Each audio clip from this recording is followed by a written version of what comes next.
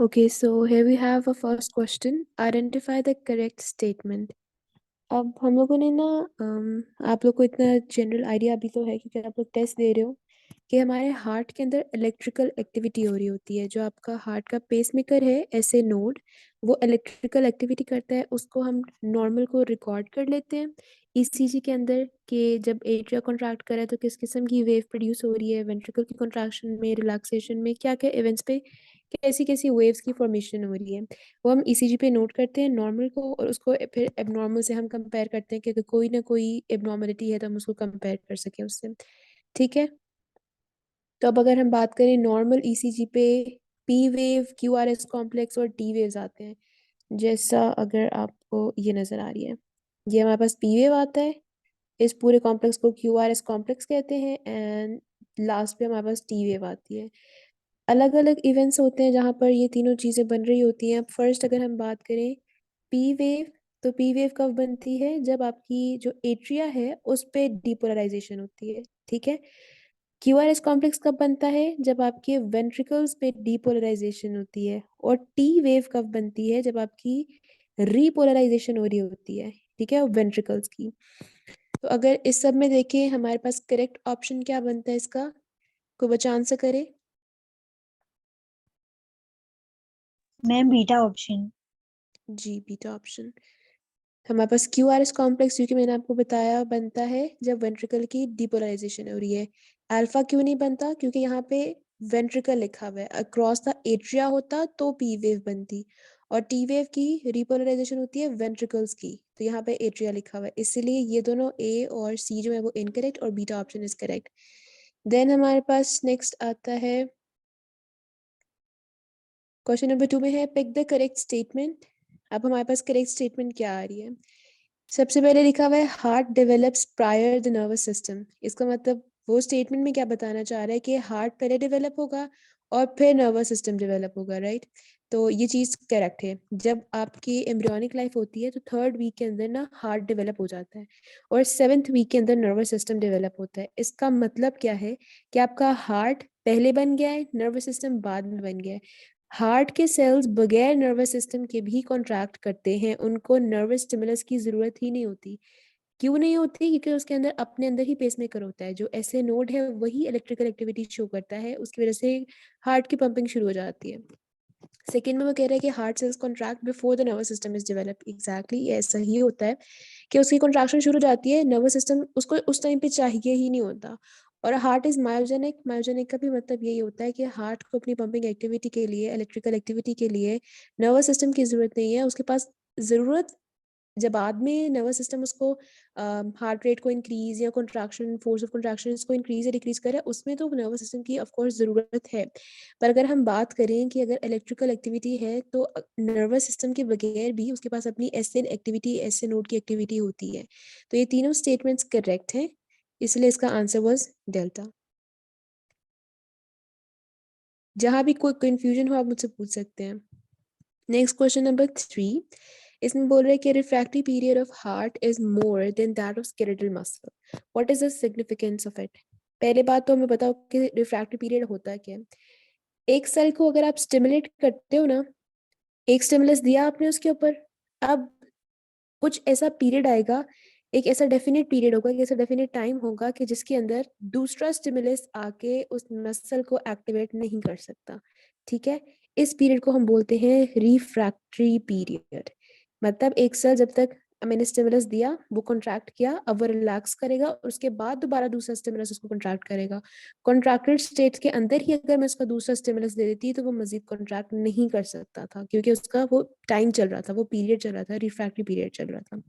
तो हार्ट के जो है उसका रिफ्रैक्टरी पीरियड का जो टाइम है ना, वो स्केलेटल के मुकाबले में ज़्यादा होता है। अब इसका फ़ायदा क्या हुआ कि अगर मैं एक स्केलेटल मसल को एक स्टिमुलस प्रोवाइड किया, वो भी कम्प्लीटली रिलैक्स नहीं हुआ, दोबारा मैंने प्रोवाइड कर दिया, वो मजीद कॉन्ट्रैक्ट हो गया, मैंने उसको रिलैक्स होने से पहले दोबारा किया, वो मजीद कॉन्ट्रैक्ट हो गया, तो वहाँ पे टेटनी हो जाती है। जो हम लोगों ने एक टेटनी का फिनोमेना पढ़ा हुआ है कि अगर इतनी ज़्यादा कॉन्ट्रैक्शन हो जाए तो वहाँ पे टेटनाइजेशन हो जाती है, राइट? लेकिन अगर हार्ट के मसल के अंदर टेटनी होती, वहां पर कॉन्ट्रैक्शन रुक जाती, तो डेथ अगर हो जाएगी ना, डेथ हो जाएगी बंदे की, अगर उसका हार्ट टेटनी के अंदर चला जाता है, टेटनाइजेशन हो जाती है उसके हार्ट के मसल्स की। कि उसी कंट्रैक्शन रिलैक्स हो ही नहीं रहा है उसके सेल्स। तो अल्लाह ताला ने आपके हार्ट का रिफ्रैक्टरी पीरियड ही लंबा रखा है ताकि उसके अंदर टेटनाइजेशन का फिनोमेना ना हो। तो इसकी ऑप्शंस में अगर वो कह रहा है कि it allows heart to contract on its own, ऐसी बात नहीं है। ऑन इट्स ओन के लिए तो उसके पास ऐसे नोड है, पेसमेकर जिसको हम बोलते हैं। डेवलपमेंट ऑफ हार्ट में हेल्प नहीं कर रहा होता है बल्कि टेटनाइजेशन को प्रिवेंट कर रहा होता है। तो इसका करेक्ट ऑप्शन वाज चार्ली। और डेल्टा में it makes the heart pump as skeletal muscles contract, ऐसा कुछ भी नहीं होता कि जो स्केलेटल मसल्स हैं उसी कॉन्ट्रैक्शन से हार्ट की कॉन्ट्रैक्शन को कोई लेना देना नहीं होता रिफ्रैक्टरी पीरियड की अगर हम बात करें। ठीक है, तो इसका correct option was Charlie. Then हमारे पास आता है question number 4, cardiac events occur from the beginning of one heart beat to the beginning of the next heart beat is called. कोई आंसर करें प्लीज, ये तो बहुत इजी सा क्वेश्चन था कि वो सारे कार्डियक मैम इवेंट्स जो कार्डियक साइकिल। जी exactly cardiac cycle. Cardiac cycle हम बोलते हैं कि एक हार्ट बीट से लेके दूसरे हार्ट बीट तक जितने भी कार्डियक इवेंट, जितने भी हार्ट के अंदर एक्टिविटीज हो रही हैं, वो क्या चीजें, उस पूरे साइकिल को हम कार्डियक साइकिल बोलते हैं। Question number 5 is identification of atrial dysfunction is difficult because. अब इस क्वेश्चन का मतलब क्या है कि अगर एट्रिया के अंदर कोई डिस्टर्बेंस है ना, कि एट्रिया प्रॉपरली कॉन्ट्रैक्ट नहीं कर पा रहा, उसके अंदर कोई ना कोई डिसफंक्शन है उसका, तो उसको डिटेक्ट करना मुश्किल क्यों होता है? मुश्किल इसलिए होता है कि जब वेंट्रिकल के अंदर ब्लड ने पास करना होता है ना, राइट एट्रिया से ही वेंट्रिकल के अंदर ब्लड पास कर रहा होता है, और लेफ्ट एट्रिया से लेफ्ट वेंट्रिकल में पास कर रहा होता है। उसकी कॉन्ट्रैक्शन से पहले ही 80% ऑफ द ब्लड जो है ना वो वेंट्रिकल के अंदर चला जाता है। यानी अगर मैं कहूँ एट्रिया के अंदर ऐसी डिसफंक्शन है कि वो कॉन्ट्रैक्ट नहीं कर पा रहा, लेकिन उसकी कॉन्ट्रैक्शन की मुझे जरूरत ही नहीं है क्योंकि 80% ऑफ द ब्लड उसकी कॉन्ट्रैक्शन के बगैर ही वेंट्रिकल्स के अंदर चला जाता है, राइट। बाकी का जो 20% है उसको जाने के लिए हमें एट्रिया की कॉन्ट्रैक्शन चाहिए होती है। तो एट्रिया की अगर कोई डिसफंक्शन है उसको आइडेंटिफाई करना ही मुश्किल होता है क्योंकि उसके सिम्टम्स बहुत लेट आएंगे ना, जब एट्रिया की कॉन्ट्रैक्शन खराब होने की वजह से आगे कोई इशू बन रहा है तो उसको आइडेंटिफाई करने में तो बहुत टाइम लग जाएगा क्योंकि उसके बगैर भी 80% को ब्लड आ रहा है, हमारा हार्ट नॉर्मली काम कर रहा है, सारी बॉडी को जितने भी सेल्स हैं उसको नॉर्मली ब्लड मिल रहा है। इस वजह से एट्रिया की कोई डिसफंक्शन है तो उसको फाइंड करना, उसको आइडेंटिफाई करना जरा सा मुश्किल हो जाता है क्योंकि उसके सिम्टम्स बहुत लेट डेवलप होते हैं। और लेट डेवलप होने की वजह क्या होती है कि आपका 80% ऑफ द ब्लड उसी कॉन्ट्रैक्शन के बगैर ही वेंट्रिकल में चला जाता है। वो तो जब दोबारा वो कॉन्ट्रैक्ट करता है then rest of the 20% of the blood ventricles में जाता है। तो अगर इसकी अल्फा ऑप्शन एट्रिया स्मॉलर है वेंट्रिकल से, इसका ताल्लुक नहीं है अगर स्मॉल है या लार्ज है, सेल एक सेल के अंदर भी अगर कोई एब्नॉर्मलिटी हो रही है आइडेंटिफाई तो हम कर लेते हैं। Atria contract ahead of ventricle contraction, जी बात ठीक है कि एट्रिया कॉन्ट्रैक्ट पहले कर रहा है वेंट्रिकल कॉन्ट्रैक्शन से ताकि वेंट्रिकल पहले फिल करे, लेकिन हमारे क्वेश्चन से रिलेट नहीं कर रही है स्टेटमेंट। स्टेटमेंट करेक्ट है लेकिन क्वेश्चन से रिलेट नहीं करी। 4D ऑप्शन इसका आंसर है क्योंकि 80% ऑफ द ब्लड जो है वो उसकी कॉन्ट्रैक्शन के बगैर ही वेंट्रिकल में चला जाता है। और एट्रिया ऑफ डिसफंक्शन किसी मैकेनिकल डिवाइस में नहीं आती, ऐसा नहीं है। हमारे पास ईसीजी जो है वो हार्ट की सारी एक्टिविटी को जो है वो रिकॉर्ड कर रहा होता है, किसी भी पार्ट को वो छोड़ता नहीं है। Then correct sequence of cardiac ma'am cycle. जी मैम ये 80% ब्लड किस तरह जाता है, कौन सी मैं आपको वेसल्स के जरिए, कौन से? अच्छा देखो, हार्ट के अंदर ना, हार्ट के ऊपर वेसल्स होती हैं, हार्ट के अंदर जो ब्लड फ्लो कर रहा है वो किसी वेसल में नहीं कर रहा, हार्ट के अंदर चैम्बर्स बने होते हैं। अब वो चैम्बर्स कैसे बने होते हैं कि दो एट्रियाज हैं दो वेंट्रिकल्स हैं, एट्रिया से ब्लड ने वेंट्रिकल्स में जाना होता है। अब जो राइट वाला वेंट्रिकल है ना, वहां से ब्लड लंग्स में जाएगा, लंग्स से लेफ्ट एट्रिया में आएगा, एट्रिया से देन अगेन लेफ्ट वेंट्रिकल, और लेफ्ट वेंट्रिकल से फिर एओर्टा, और एओर्टा से पूरी बॉडी के अंदर जाता है। ठीक है, तो इसमें कोई वेसल नहीं बल्कि वाल्व्स बने होते हैं। जो आपको ट्राइकस्पेड और बाइकस्पेड वाल्व अगर आपके दिमाग में थोड़ा सा आ रहा हो ना कि हमने कोई पढ़े थे कहीं पर, दो एक एट्रिया और वेंट्रिकल के दरम्यान में ये वाल्व बने होते हैं, वो वाल्व ओपन होता है, ब्लड आराम से फ्लो कर जाता है। एट्रिया ऊपर है वेंट्रिकल नीचे, एट्रिया से ब्लड खुद ब खुद नीचे फ्लो कर जाता है। अब अगर थोड़ा 20% ब्लड एट्रिया के अंदर रह जाता है, इसको भी वेंट्रिकल में पुश करने के लिए एट्रिया कॉन्ट्रैक्ट करता है। ठीक है, और उस कॉन्ट्रैक्शन के बाद वो बाकी का 20% वेंट्रिकल में आ जाता है। समझ आइए आपको? जब वॉल्व ओपन होते हैं तो वो एट्रिया की कॉन्ट्रैक्शन से ओपन नहीं होते? नहीं, वॉल वाल्व तब ओपन होता है जब एट्रिया फिल कर जाता है, एट्रिया के फिलिंग के बाद एसए नोड से इलेक्ट्रिकल इंपल्स जनरेट होती है, वो जाके वाल्व ओपन करेगी, वेंट्रिकल जो आपको एट्रिया उसको कॉन्ट्रैक्ट कराएगी। आपके वाल्व ना तब ओपन होंगे जब आपका ब्लड फिल हो जाएगा एट्रिया के अंदर, ब्लड फिलिंग के बाद एट्रिया वाल्व ओपन हुआ, 80% ब्लड चला गया, ऐसे नोड की इम्पल्सेस जनरेट हुई, उसने बाकी एट्रिया को भी कॉन्ट्रैक्ट कर दिया, नीचे वेंट्रिकल्स को भी कॉन्ट्रैक्ट कर दिया, पूरे हार्ट में वो इलेक्ट्रिकल इम्पल्स चल जाती है और अपने अपने स्पेसिफिक टाइम पे जो स्पेसिफिक चैम्बर है वो कॉन्ट्रैक्ट करता है। ठीक है, जी मैम। अगर आपको अभी भी समझ नहीं आ रही ना तो हम जी मैं हार्ट के फंक्शन पे ना आपको कोई और लेक्चर भी दे दूंगी साथ में। अब पूछो बच्चे आप सवाल।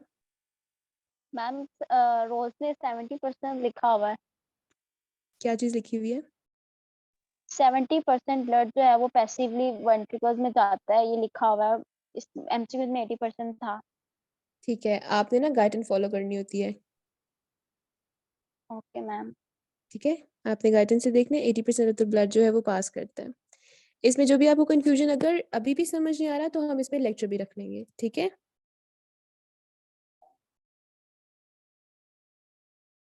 ठीक है। क्वेश्चन नंबर 6 में है correct sequence of cardiac cycle क्या है।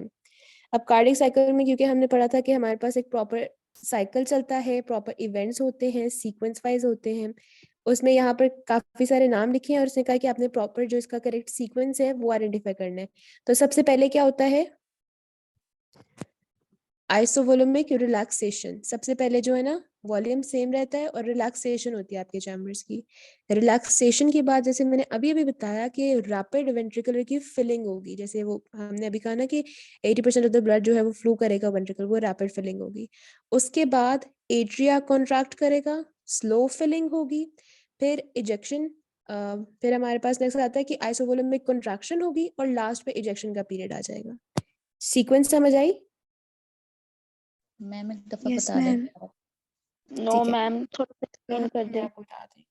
इसमें जो हमारा करेक्ट सीक्वेंस है ना वो बीटा ऑप्शन में है। सबसे पहले हमारे पास होती है पीरियड ऑफ आइसोवोलुमिक रिलैक्सेशन, देन हमारे पास वेंट्रिकुलर की फिलिंग, देन हमारे पास डायस्टेसिस जिसमें स्लो फिलिंग होती है, फिर एट्रिया की सिस्टली होती है, सिस्टली में बेसिकली एट्रिया कॉन्ट्रैक्ट करता है, फिर हमारे पास आइसोवोलुमिक कॉन्ट्रैक्शन और लास्ट पे पीरियड ऑफ इजेक्शन जहाँ पे वेंट्रिकल से भी जो ब्लड है वो इजेक्ट आउट कर जाता है। इसका सीक्वेंस आपने याद रखना है लाजमी तौर पे, या आपको बिल्कुल ऐसे सीक्वेंस वाइज आपको ना स्टेप्स याद होने चाहिए कि सबसे पहले कौन सा इवेंट हो रहा है एंड देन सेकंड कौन सा हो रहा है। आपको एक बच्चा जल्दी से रिपीट करे कौन सा इवेंट सबसे पहले हो रहा है। मैम सबसे पहले isovolumetric relaxation, then rapid filling of ventricles, then diastasis, then atrial systole, इसके बाद आइसोवोलुमेट्रिक कॉन्ट्रैक्शन होगी और फिर पीरियड ऑफ इजेक्शन। ठीक है, इसमें जो चीज मुझे लगता है जिस बच्चे को नहीं समझ आएगी वो डायस्टेसिस होती है। डायस्टेसिस हम कहते हैं जो स्लो फिलिंग होती है। और दूसरी बात बाकी तो आपको पता है एट्रियल सिस्टली के अंदर मैंने बता दिया कॉन्ट्रैक्शन होती है, और लास्ट वाला जो आपका पीरियड ऑफ इजेक्शन होता है उसमें वेंट्रिकल से भी जो सारा ब्लड है वो इजेक्ट आउट कर जाएगा, यानी वेंट्रिकल भी कॉन्ट्रैक्ट करेंगे, तो एक साइकिल जो है वो कंप्लीट हो जाएगा। ये सीक्वेंस आप लोगों ने याद रखना है। ठीक है, इसका correct answer is beta. Next question number 7 में है the fraction of an diastolic volume that is ejected is called. इसका आंसर बताएं। ये इजी इजी क्वेश्चंस जो है ना वो आपने आंसर करने हैं। क्वेश्चन नंबर 7 का आंसर क्या है? Injection fraction. जी, इजेक्शन फ्रैक्शन। और बाकी जो चीजें लिखी हुई हैं इनको हम जल्दी से डिफाइन करें। कोई एक बच्चा बताए एन सिस्टोलिक वॉल्यूम क्या होता है? मैम वॉल्यूम ऑफ ब्लड, जब सिस्टोल एंड हो जाता है तो वेंट्रिकल्स में जितना ब्लड वॉल्यूम होता है। हाँ, और स्ट्रोक वॉल्यूम क्या होता है?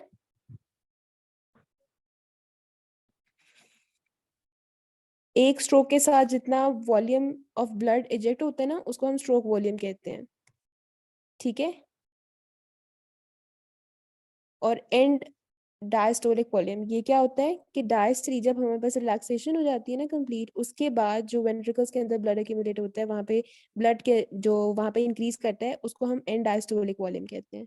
जो एंड डायस्टोलिक वॉल्यूम है उसकी वैल्यू होती है 110 टू 120 मिलीलीटर्स। जो आपके पास स्ट्रोक वॉल्यूम है, जो मैंने आपको बताया कि एक स्ट्रोक के साथ जितना ब्लड इजेक्ट हो रहा होता है उसकी वैल्यू होती है 70 मिलीलीटर्स। जो आपके पास एंड सिस्टोलिक वॉल्यूम होता है, एंड सिस्टोलिक यानी सिस्टोलिक के एंड पर जितना वॉल्यूम ऑफ द ब्लड वो वेंट्रिकल्स के अंदर रहता है उसकी वैल्यू होती है 40 टू 50 मिलीलीटर्स। और इजेक्शन फ्रैक्शन वो वाला fraction of an diastolic volume जो कि इजेक्ट आउट हो जाएगा। एक हम कह रहे हैं रह जाएगा और इजेक्शन फ्रैक्शन वाला इजेक्ट आउट हो रहा है।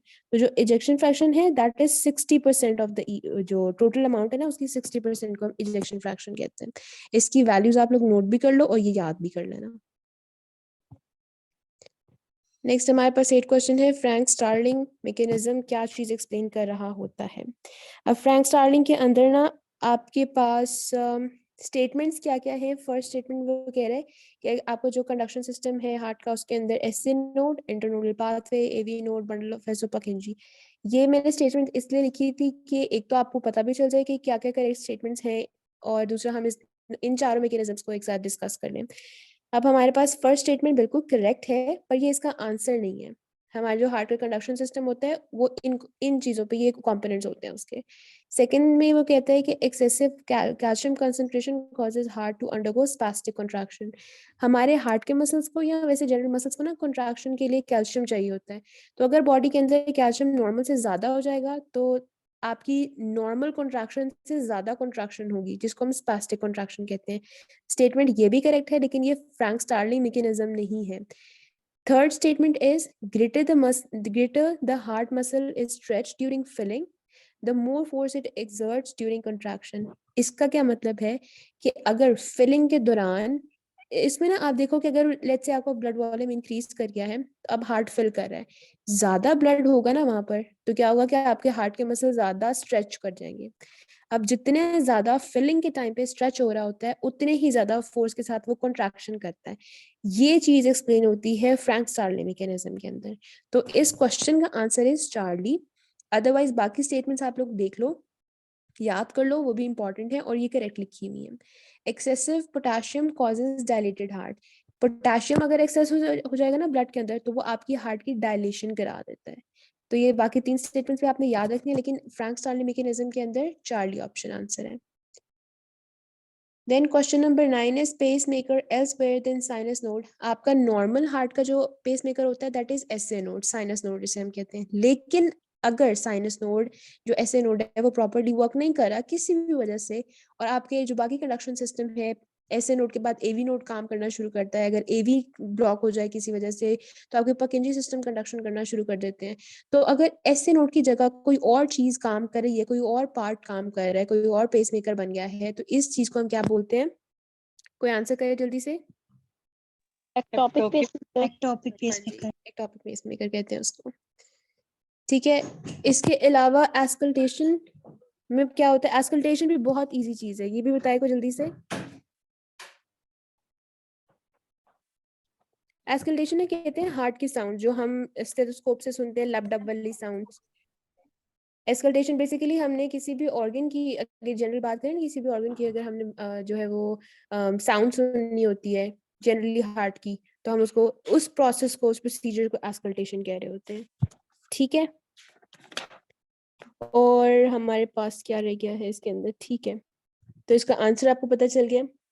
जो वेंट्रिकुलर एस्केप है, वेंट्रिकुलर एस्केप क्या होता है कि जब आपका एसए नोड काम कर रहा है उसने फंक्शन करना बंद कर दिया है, आपके हार्ट में क्या होगा कि नेक्स्ट एवी काम करना शुरू करेगा, एवी इम्पल्सेस जनरेट कराएगा। अगर एवी इम्पल्सेस जनरेट करवा रहा है और वो भी किसी वजह से ब्लॉक हो गया ना तो आपके पकिंजी सिस्टम काम करवाना शुरू कर देता है, वो इम्पल्सेस जनरेट करना शुरू कर देता है। लेकिन उसको काम करने के लिए, उसको एक्टिव होने के लिए 5 to 20 सेकेंड्स का ना एक ड्यूरेशन लगता है।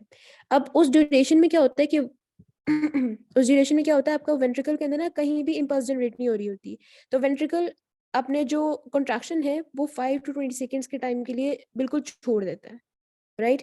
तो वहां पर वेंट्रिकल कंट्रैक्शन क्योंकि एस्केप हो रही है, एक बीट उसकी एस्केप हो रही है, इसलिए हम उसको बोलते हैं वेंट्रिकुलर एस्केप है। ठीक है,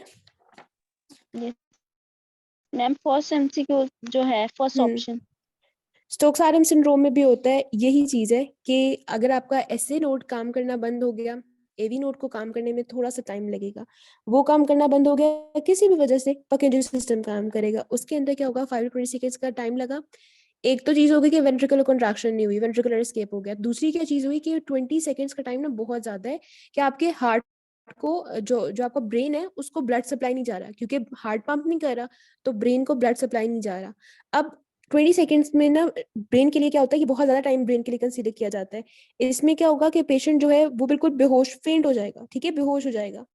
इस चीज को हम बोलते हैं, जो delayed pickup of heart beat है ना, इसको हम बोलते हैं स्टोक्स एडम्स सिंड्रोम। चारों चीजें बिल्कुल रिलेट करती हैं, तीनों चीजें, अल्फा बीटा और डेल्टा, ठीक है। कि अगर ऐसे काम नहीं कर रहा, ए भी काम करेगा, ए भी काम नहीं कर रहा, पकंजी करेगा, लेकिन उनको काम करने में थोड़ा टाइम लगता है, 5 to 20 सेकेंड्स का। तो एक तो ये कि वेंट्रिकल एस्केप हुआ, और उस एस्केप में क्या हुआ कि ब्रेन को आपका ब्लड प्रॉपर्ली नहीं गया, जिसकी वजह से पेशेंट जो है वो फेंट करेगा, बेहोश हो जाएगा। तो इसको हम, जो बेहोशी वाला पॉइंट है ना, उसको हम बोलते हैं स्टोक्स एडम्स सिंड्रोम, ठीक है। Yes ma'am. Next question number, ठीक है, क्वेश्चन नंबर 10 है कि अगर हार्ट बीट 100 बीट से ज्यादा है पर मिनट, इसको क्या बोलते हैं हम? टैकीकार्डिया। टैकीकार्डिया। टैकीकार्डिया। और अगर लेसर वाला कंपोनेंट आता है तो हम उसको ब्रेडिकार्डिया बोलते हैं। एरिथमिया क्या होता है? इरेगुलर हार्ट बीट्स होती हैं, नॉर्मल से कम ज्यादा एरिथमियाज प्रोड्यूस हो रहे हैं। और एक टॉपिक अभी हमने पढ़ा, क्या होता है कि एसए के अलावा कोई भी अगर पेसमेकर होता है, एथलीट्स के अंदर नॉर्मली एक फिनोमेना डेवलप हो जाता है। क्या डेवलप होता है उनके अंदर? ब्रेडिकार्डिया। और इसकी रीजन क्या होती है? क्या होती है, क्या मैम होती है, क्या होती वो यूज एथलीट्स के जो मसल्स होते हैं वो यूज हो जाते हैं ज्यादा ऑक्सीजन के लिए, तो जब हमारे पास हाइपोक्सिक सिचुएशन आ जाती है, जब हमारी बॉडी के अंदर ऑक्सीजन कम होती है, तो है? जब मेन ऑर्गन को लाइक ब्रेन को पहुंचने के बजाय ऑक्सीजन जो है मसल्स को जा रही होती है, तो उसकी वजह से जो है ब्रेडिकार्डिया हो जाता है, बीपी कम हो जाएगा। बेसिकली, हाँ, बेसिकली ना उनका जो स्ट्रोक वॉल्यूम है पर बीट वो इंक्रीज कर जाता है। तो उनका हार्ट हार्ट के मसल्स ही ऐसे डेवलप हो जाते हैं कि उनको अपनी हार्ट रेट कम करनी पड़ती है, ठीक है। तो एक नेचुरल फिनोमेना उनके अंदर डेवलप हो जाता है कि हार्ट रेट कम हो जाएगा, क्योंकि वॉल्यूम, जो स्ट्रोक वॉल्यूम है ना, वो इंक्रीज कर जाता है। एक फीडबैक मैकेनिज्म। और ये शुरू में नहीं होता, ये एथलीट्स काम जब अपने स्पोर्ट्स एक्टिविटीज शुरू करते हैं, ट्रेनिंग शुरू करते हैं, तो कुछ टाइम लगता है, एंड देन उनके हार्ट मसल्स ऐसे डेवलप होते हैं, और फिर ब्रेडिकार्डिया का फिनोमेना उनके अंदर आता है। शुरू में उनका हार्ट बिल्कुल नॉर्मल होता है। Then question number 12 is type of blood flow in large vessels is. Question number 12. आपकी जो लार्ज वेसल्स हैं या आपकी जो स्मॉल वेसल्स हैं, उनके अंदर ना डिफरेंट टाइप का ब्लड फ्लो होता है। जो लार्ज वेसल्स है उसके अंदर कौन सा टाइप होता है? टर्बुलेंट। टर्बुलेंट। हाँ जी, टर्बुलेंट फ्लो होता है। और अगर स्मॉल वेसल्स होती है तो उसके अंदर स्ट्रीमलाइन आ रहा होता है, ठीक है। इसके अंदर एक और चीज है कि आपका जो टर्बुलेंट फ्लो होता है ना, उसकी वजह ये भी हो सकती है कि ब्लड प्रेशर ज्यादा है। एक उसका ब्लड प्रेशर ज्यादा है पेशेंट के अंदर, या किसी वेसल के अंदर कोई ऑब्स्ट्रक्शन है, या किसी जगह से ब्लड को ना शार्पली टर्न करना पड़ रहा है, या उसकी रफ सरफेस से पास करना पड़ रहा है, तब भी जो फ्लो, अगर नॉर्मल वेसल भी, अगर स्मॉल वेसल भी होती, तब भी अगर ये चीजें होती, उसके अंदर टर्बुलेंट फ्लो शुरू हो जाता। तो अभी जो हमारे पास क्वेश्चन है, दैट इज, उसका आंसर जो है वो 4 लिए। क्वेश्चन नंबर 13 में है कि अगर पर्सन को हमने ½ लीटर ऑफ ब्लड ट्रांसफ्यूज किया है एजुकेशन पर्पसेस, स्टडी पर्पसेस के लिए, लेकिन उसके सर्कुलेटरी सिस्टम के अंदर कोई भी चेंजेस नहीं आ रहे, तो इसका रीजन क्या है? इसका रीजन कोई बच्चा मुझे बताएगा? क्वेश्चन की समझ आई थी? अच्छा, मैं बताती हूँ। इसमें क्या है कि हम कहते हैं ना कि हम लोगों ने ब्लड ट्रांसफ्यूज कराया है, जो कहते हैं कि ब्लड लगवाया, जैसे हम लेमन लैंग्वेज के अंदर कहें, तो ट्रांसफ्यूजन में क्या होता है, आपकी वेन्स के अंदर ब्लड को एंटर किया जा रहा होता है, ठीक है। अब उसमें क्या है कि अगर मैं नॉर्मल भी किसी को ½ लीटर ऑफ ब्लड करूंगी ना, उसकी इंट्रोड्यूस करवाऊंगी उसकी वेन्स के अंदर, तो सर्कुलेटरी चेंजेस इतने ज्यादा नहीं आएंगे। इसलिए ऐसा होता है कि आपकी वेन्स जो है ना, वो इतनी डिस्टेंसिबल और इतनी कंप्लायंट होती हैं। इसका मतलब होता है, जैसे आप समझ लो कि एक ऐसी ट्यूब है जो कि थोड़ी ना अकोमोडेटिंग है, उसके अंदर मैं अगर पानी डालूंगी तो वो उसके अंदर रेजिस्टेंस नहीं आएगी, बल्कि वो उसको अपने अंदर फिल करना शुरू कर देगी, थोड़ी सी फूल जाएगी, डायलेट कर देगी, किसी जगह पे उसको स्टोर कर लेगी, रेजिस्टेंस बढ़ाए बगैर। इसको हम बोलते हैं डिस्टेंसिबल या कंप्लायंट। तो जो आपकी पूरी बॉडी की जितनी भी वेसल्स हैं, कैपिलरीज हैं, आर्टरीज, आर्टेरियोल्स, वेन्यूल्स, वेन्स, उनके अंदर सबसे ज्यादा डिस्टेंसिबल स्ट्रक्चर आपके वेन्स होती हैं। इसीलिए हमने कुछ भी ट्रांसफ्यूज करना होता है, कोई भी ड्रिप लगानी होती है, कोई भी आईवी देनी होती है, तो आपके आईवी वीनस के अंदर जाती है, वेन्स के अंदर जाती है, क्योंकि वो इतनी कंप्लायंट है कि उसके अंदर स्टोर कर देती है। इवन नॉर्मली भी अगर आपकी बॉडी के अंदर ब्लड है और इसे स्टोर होना कहीं पर, तो आपकी वेन्स के अंदर स्टोर हुआ होता है। अगर हम नॉर्मल ½ लीटर ब्लड ट्रांसफ्यूज कर रहे हैं और उसके सर्कुलेटरी चेंजेस नहीं आ रहे हैं, तो वो इसलिए है क्योंकि जो उसकी वेन्स हैं उसके अंदर वो ब्लड स्टोर होता जा रहा है, वो थोड़ी सी ऐसे डायलेट होती जा रही है और उसके अंदर ब्लड स्टोर हो रहा है। तो इसका आंसर इज कि veins are most distensible and compliant, जो कि उसके अपने अंदर ब्लड को अकोमोडेट कर लेती है बेसिकली। सेकेंड है कि उसको नॉर्मल फंक्शनिंग के लिए ड्रग्स चाहिए, नहीं उसको ड्रग्स नहीं चाहिए, उसकी वेन्स ऑलरेडी इतनी कंप्लायंट हैं कि उसको अकोमोडेट कर लेंगी। पॉसिबल चार्ली में लिखा हुआ है कि पॉसिबल नहीं है, नहीं ऐसा पॉसिबल है कि अगर हमें इतना ब्लड जो है उसके अंदर वो वेन्स के अंदर इतनी कैपेबिलिटी होती है कि वो अकोमोडेट कर लेती है। और ऑल स्टेटमेंट्स आर इनकरेक्ट, ऐसा नहीं है, हमारे पास अल्फा जो है वो करेक्ट ऑप्शन है। क्वेश्चन नंबर 4 है नाइट्रिक ऑक्साइड कॉजेज। ये चीज आप लोग रट लो अभी के लिए, फ्यूचर के लिए। Nitric oxide is a potent vasodilator. Nitric oxide अगर कहीं भी होगा तो उसने वेजो डायलेशन करानी होती है, ठीक है। अल्फा आंसर है इस क्वेश्चन का। क्वेश्चन 15 है कि quantity of blood pumped into aorta each minute. क्या हुआ? मैम नाइट्रिक ऑक्साइड तो वेजोकंस्ट्रिक्टर नहीं होता? वेजोडाइलेटर होता है, पोटेंट वेजोडाइलेटर होता है।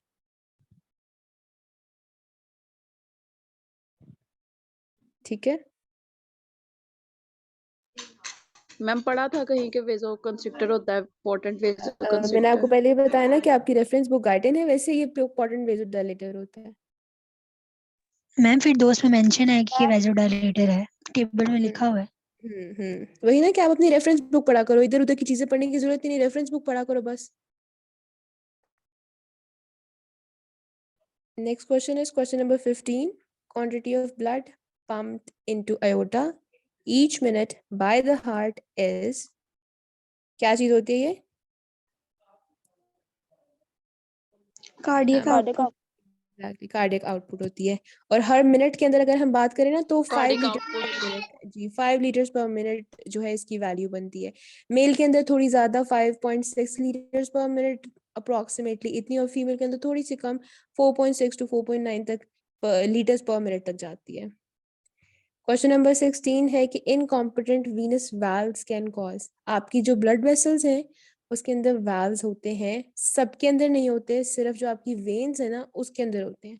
उनका काम क्या होता है कि आपका ब्लड फ्लो, लेट से हम लेग की एग्जांपल लेते हैं, ब्लड आर्टरी से नीचे गया, अब वेन से ऊपर आना है। अब ऊपर आते हुए ना, क्योंकि ग्रेविटी का पुल भी उसको डाउनवर्ड कर रहा है, इसके अलावा वेन्स के अंदर प्रेशर भी कम है, तो ब्लड क्या करेगा कि वापस आने की कोशिश करेगा। वापसी के रास्ते पे उसको क्या हुआ कि वाल्व ने उसको वापसी का रास्ता बंद कर दिया है, इसीलिए अब ब्लड को ऊपर ही वापस हार्ट की तरफ जाना होगा। लेकिन अगर किसी भी वजह से वो वाल्व जो है वो खराब हो गया, ठीक है, अब वो ओपन हो गया है, प्रॉपरली क्लोज नहीं हो रहा, तो ब्लड क्या करेगा कि वो नीचे नीचे नीचे स्टोर होना शुरू हो जाएगा, जिसकी वजह से क्या होगा कि आपकी वेन्स जो है उसके अंदर ब्लड एक्यूमुलेट होना शुरू हो जाएगा और वो डायलेट कर जाएंगी, फूल जाएंगी, जिसको ये 4 डिजीजेस आपके सामने लिखी हुई है। मायस्थेनिया ग्रेविस मैंने इसलिए मेंशन किया था क्योंकि आप लोग मसल्स का आगे से भी टेस्ट देकर आए हो, तो ये मसल से रिलेटेड होता है, ऑटो इम्यून डिसऑर्डर। गाउट में आपकी बॉडी के अंदर, आपके जॉइंट्स के अंदर जो है ना, स्मॉल जॉइंट्स जो है फुट के, जैसे आपका बिग टो है, उस जॉइंट के अंदर आपका यूरिक एसिड एक्यूमुलेट होता है, उसको गाउट कहते हैं। डायबिटीज मेलाइटस, ये किस बच्चे को नहीं आता जो डायबिटीज शुगर होती है। वेरिकोज वेन्स होती हैं, ये होती है आपकी जो स्पेशली लेग्स की जो है ना, लोअर लिम्ब की जो वेन्स हैं वो डायलेट हो जाती हैं, उसको हम वेरिकोज वेन्स कहते हैं। तो अगर आपके वेन्स जो वेनस वाल्व्स हैं वो इनकॉम्पिटेंट है, वो प्रॉपर्ली फंक्शन नहीं कर रहे और वेन्स के अंदर ब्लड एक्यूमुलेट हो रहा है, पूलिंग हो रही है ब्लड की, तो इससे क्या होगा, वेरिकोज वेन्स हो जाएगा। क्वेश्चन, तो इसका answer is delta. Question number 17 है which of the following is called peripheral heart. अब इसमें कुछ मसल्स के नाम लिखे हुए। पेरिफेरल हार्ट क्या है कि ऐसे मसल्स हैं जिन्होंने हार्ट का फंक्शन करना है। हार्ट का फंक्शन क्या है कि उसने ब्लड को हार्ट तक वापस लेकर आना है, और हार्ट का नॉर्मल फंक्शन क्या है कि उसने ब्लड को वापस भी लेकर आना है, ब्लड को पंप भी करना है। तो ऐसे कुछ मसल्स हैं जो कि हेल्प आउट कर रहे होते हैं, हेल्प जो हार्ट है ना उसको। इसमें एक मसल क्या है कि आपका जो लेग के मसल्स होते हैं, सोलियस और गैस्ट्रिकलेनियस, ये क्या करेंगे, इनके दरम्यान में जो वेन्स है ना, ये दोनों जो मसल्स हैं, जो गैस्ट्रोक्लेमियस के 2 हेड्स हैं, वो कॉन्ट्रैक्ट करेंगे, वेन्स से जो हार्ट, जो ब्लड उसके अंदर एक्यूमुलेट होता है उसको पुश करेंगे, एंड देन जो आपका ब्लड है वो again back to the heart. तो ये ऐसे काम कर रहे होते हैं कि जैसे ब्लड को ना वापस हार्ट तक पहुंचा रहे हैं, तो इसको हम बोलते हैं कि पेरिफेरल हार्ट है। ठीक है, तो इसका आंसर इज डेल्टा। बाकी डेल्टॉइड आपके शोल्डर का मसल है, रेक्टस एब्डोमिनस आपके एब्डोमेन का मसल है जिसको हम सिक्स पैक वाला मसल कहते हैं, एंड देन हमारे पास एक्सटेंसर डिजिटोरियम ब्रेविस जो कि हमारे फुट का मसल होता है। तो इन तीनों का रोल नहीं होता हमारे ब्लड में ना, हार्ट का मतलब पेरिफेरल हार्ट का कोई रोल नहीं प्ले कर रहे होते ये। क्वेश्चन नंबर 18 है, effect of temperature on heart beat is as follows. Temperature increase से हार्ट रेट डिक्रीज कर रहा है, 1 डिग्री राइज इन टेम्परेचर से हार्ट रेट इंक्रीज कर रहा है। राइज इन टेम्परेचर पहले डिक्रीज करेगा फिर इंक्रीज करेगा, या टेम्परेचर का कोई इफेक्ट नहीं होता। जब भी आपका आप सिर्फ इसका एग्जांपल आप ये ले सकते हो, जब आपको बुखार हुआ होता है तो आपका हार्ट रेट इंक्रीज हुआ होता है। तो बुखार में क्या है कि आपका टेम्परेचर राइज किया हुआ है, तो इसकी क्या करेक्ट ऑप्शन बनी? बीटा। जी बीटा, कि हार्ट रेट बढ़ेगा आपके टेम्परेचर के राइज करने से। क्वेश्चन नंबर 19 है, which of the following is short term regulation of arterial blood pressure. आपकी बॉडी के अंदर अगर ने ऐसे मैकेनिज्म्स बनाए हुए हैं कि अगर किसी भी वजह से आपका जो आर्टीरियल प्रेशर है, आपका जो ब्लड प्रेशर है वो इंक्रीज या डिक्रीज कर रहा है, तो उसको हमने करेक्ट करना होता है। अब उसके अंदर कुछ चीज़ें शॉर्ट टर्म भी होती हैं, कुछ चीज़ें जो है वो लॉन्ग टर्म काम कर रही होती हैं। अब जो शॉर्ट टर्म वाली है उसके अंदर कुछ नर्वस कॉम्पोनेंट्स होते हैं, कुछ हार्मोनल कॉम्पोनेंट्स होते हैं, और लॉन्ग टर्म वाली के अंदर क्या होता है, जो आपके सॉल्ट रिटेंशन है या renal body fluid system, renin angiotensin, ये लॉन्ग टर्म में आती है। तो शॉर्ट टर्म के अंदर जो आपका नर्वस और हार्मोनल कंट्रोल होता है, उसमें नर्वस कंपोनेंट एक होता है बेरोरेसेप्टर रिफ्लेक्स, तो वो आपका शॉर्ट टर्म रेगुलेशन कर रहे होता है। अब इसका मतलब क्या होता है, जो बेरोरेसेप्टर रिफ्लेक्स है ना, इसमें मतलब क्या है कि आपका ब्लड प्रेशर किसी भी वजह से इंक्रीज या डिक्रीज किया, लेट्स से हम कह रहे हैं कि वो डिक्रीज किया है, तो आपकी जो अयोटा है उसके ऊपर हमारे पास रिसेप्टर्स हैं। अब डिक्रीज करने की वजह से वो रिसेप्टर डिटेक्ट कर लेते हैं कि अच्छा अब ब्लड प्रेशर डिक्रीज कर गया है। वो क्या करेंगे कि हार्ट के पास, जो ब्रेन के पास स्टिमुलस लेके जाएंगे कि हमारा जो ब्लड प्रेशर है वो डिक्रीज हुआ है। जो आपका ब्रेन है वो क्या करेगा कि हार्ट रेट को इंक्रीज कैसे करेगा, पहले फोर्स ऑफ कंट्रैक्शन इंक्रीज कराएगा, आपकी आर्टेरियोज की कंस्ट्रक्शन कराएगा, वेन्स की कंस्ट्रक्शन कराएगा, और इस मैकेनिज्म के थ्रू आपका ब्लड प्रेशर जो पहले डिक्रीज ड्रॉप किया हुआ था वो दोबारा नॉर्मल हो जाएगा। ठीक है, तो बाकी जो दो सिस्टम है वो लॉन्ग टर्म में आते हैं, शॉर्ट टर्म के अंदर आपका बेरोरेसेप्टर रिफ्लेक्स आता है। देन क्वेश्चन नंबर 20 है, identify the correct sequence of triple response. Triple response basically होता क्या है कि अगर आप अपनी स्किन को किसी भी शार्प चीज से उसके ऊपर स्ट्राइक करते हो ना, तो आपकी स्किन का एक नॉर्मल रिएक्शन आता है। अब वो उस रिएक्शन का ना एक सीक्वेंस होता है। सबसे पहले आपकी कैपिलरी डायलेट करेगी, कैपिलरी के डायलेशन की वजह से वहां पे एक रेड कलर का रेड सा रिएक्शन आ जाएगा। ठीक है, उसके बाद वहां पे हल्की सी स्वेलिंग आएगी,